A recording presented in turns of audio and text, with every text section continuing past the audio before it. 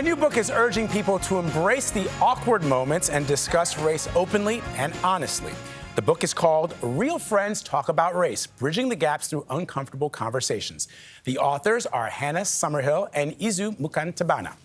They met in 2019 and created the Kinswomen podcast on the same topic. Mukantabana is Rwandan, born in Burundi and raised in Burundi, Belgium, and the United States. And Summerhill is from Pennsylvania. Both are Jewish. Yseult and Hannah, good morning. Good to see you both. Good morning. This is such an important and timely conversation. Yeah. I'm so happy to have both of you here. Yeah. Yseult, how did you both meet? So we met at a co-working space focused for only women. And it was at an event that was exactly speaking about the subject and matter. And it was kind of like a fishbowl type of conversation where people were invited to join the moderators. And I found it really problematic in a sense that like most of the people there were white women. And most of the women coming into the fishbowl conversation were women of color. And it felt very voyeuristic. Okay. So instead of me coming in and adding on to like this like trauma narrative that was being very vulnerably shared, I came in and called out the obvious. And I was like, why isn't the majority coming in and participating actively and addressing the issue? And that's where Hannah was one of these people. And she came after and said, oh, I liked what you said, and it made sense. It spoke to her, and that's from that we became friends, and we stayed in contact, and the rest is history. Podcasts, books, all of that later.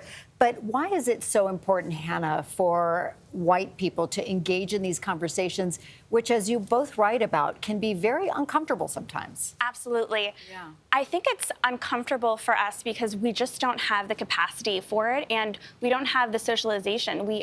Our society really avoids talking about discomfort, and I think it brings a lot of guilt and shame for a lot of white people, but we really advocate through our podcast and book to lean into the discomfort. Discomfort does not kill you.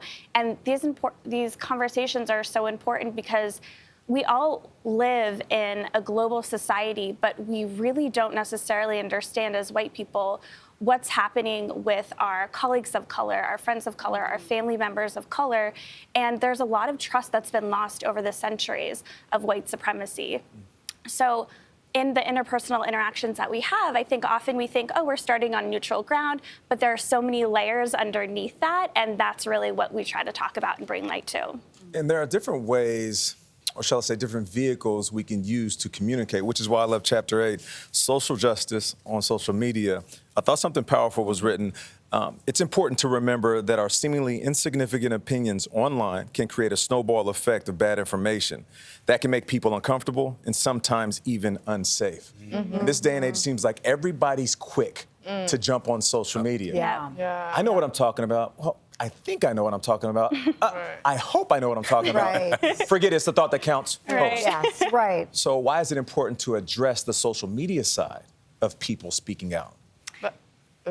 Yeah, I mean, Yseult and I are millennial women, so we spend a lot of our time on social media, and it's increasingly a space where millennials and others get their news and information. So there's ways that racism can present online that I think as white people, we have a responsibility to be aware of if we're perpetuating or not. Yeah, and I think that like social media can be a really helpful tool. Of course. I think a lot of people are doing amazing work. BIPOC are really taking time to teach, to educate, and to like bring people together.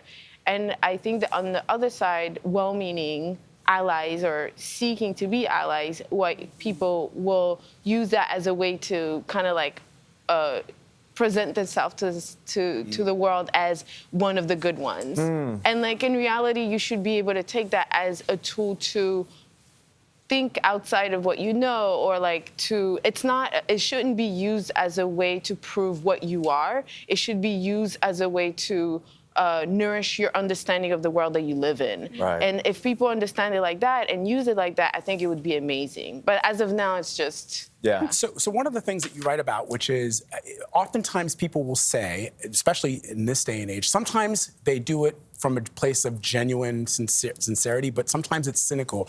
You write this: many of us will point to prominent and wealthy black people like Barack Obama, Oprah, and Beyonce to try to disprove our society's racial hierarchy, as if singular success could make up for centuries of stolen land and labor, medical bias, the wealth gap, police brutality, so on and so on.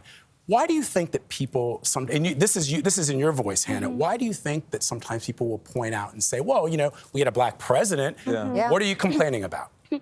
We really believe in this country of a myth of meritocracy, and we ignore all the systemic racism, you know, from slavery to Jim Crow to the prison pipeline to the war on drugs. And it's so important for us to have context of this, and we can't just point to exceptional people who have probably had to work 3 times as hard and say, oh, everything's fine. Because really, yeah, we had one black president out of how many? So it's really unfair to act like there's parity when we just see a few examples. So Yseult, when you hear somebody say that to you, what goes through your mind? Do you think that they're being, and this is why I've said that sometimes people say it cynically, and sometimes people say it from genuine sincerity. Right. I don't even know when it is. Like, I don't know if people that say that actually can place themselves as being cynical or being genuinely like, oh, this is a proof. I think that people use that as a tool to try to manage the reality that's really overwhelming, that things are systematic, and that even if a few, like, went through the cracks, it doesn't explain the magnitude of the state of things. And I think it's a misunderstanding of how things are working. It's not looking at individual, it's more about the system. Of course. Yeah. Such an important point. This is such a great book. It really is. And the podcast is amazing. Thank you both for being here. Thank you Appreciate it. so much for having us. Of course. Thank you. Real Friends Talk About Race goes on sale tomorrow. We'll be right back.